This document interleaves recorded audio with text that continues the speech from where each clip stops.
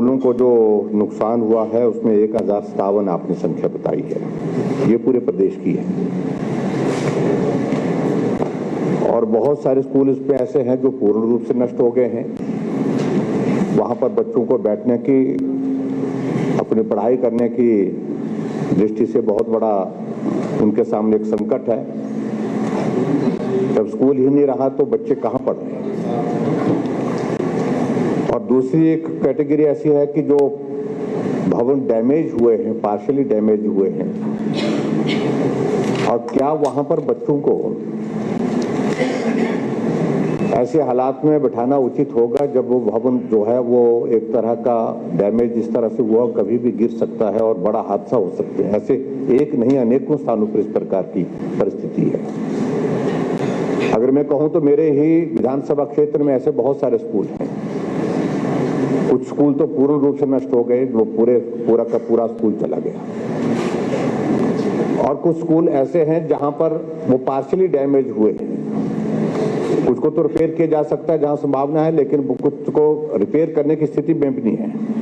लेकिन हकीकत अध्यक्ष महोदय, माननीय मंत्री जी को शायद इस बात की जानकारी है कि नहीं, कि अभी तक भी जो पार्शियली डैमेज जो हैं, जो असुरक्षित है हर तरह से, वहां पर बच्चों को बिठाया जा रहा है, पढ़ाया जा रहा है, जो बहुत बड़ा चिंता का विषय है। कहीं बिल्डिंग कोलैप्स होगी तो बड़ा हादसा हो सकता है। तो मैं आपके माध्यम से माननीय मंत्री जी से इस बात को पूछना चाहता हूं, ये जानकारी चाह रहा हूं कि एक तो जिन बच्चों को बैठने की कोई सुविधा नहीं रही क्योंकि स्कूल चला गया, स्कूल पूरी तरह से नष्ट हो गया, और कुछ जगह ऐसे हालात बन गए हैं वहां पर के वो स्कूल उस स्थान पर बन ही नहीं सकता है क्योंकि लैंडस्लाइड इस कदर हो गया है। तो उसके बारे में आपने क्या व्यवस्था की?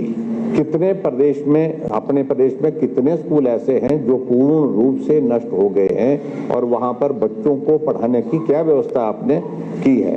लोगों के घरों में बच्चे पढ़ रहे हैं, महिला मंडल में, युवक मंडल में ये वहां पर बच्चों को बिठाया है, ये परिस्थिति है वहां पर।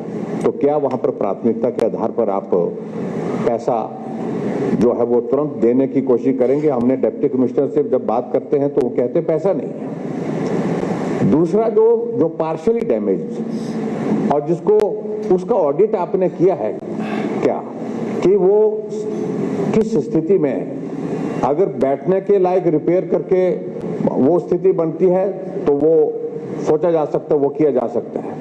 लेकिन जो अभी तक ऐसा कोई भी आपने नहीं किया है कि उनके लिए कोई एक टीम भेज करके उसका जो है पूरा निरीक्षण किया हो, निरीक्षण करने के बाद आपके पास रिपोर्ट आई हो, और उस रिपोर्ट के मुताबिक यहाँ इस स्कूल के भवन में भले ही भवन खड़ा है लेकिन असुरक्षित है, वहाँ बच्चों को बिठाना मुश्किल है, तो वहाँ पर क्या आप तुरंत जो है वहां पर भी इस प्रकार का बजट का अरेंजमेंट करेंगे ताकि बच्चों की सुरक्षा जो हमारे लिए बहुत महत्वपूर्ण है उसकी भी हम चिंता कर सके, और बच्चों को पढ़ाई की दृष्टि से उनको नुकसान ना हो, उस दृष्टि से प्राथमिकता के आधार पर जो क्या आप बजट का प्रावधान करने का ये इंतजाम करेंगे।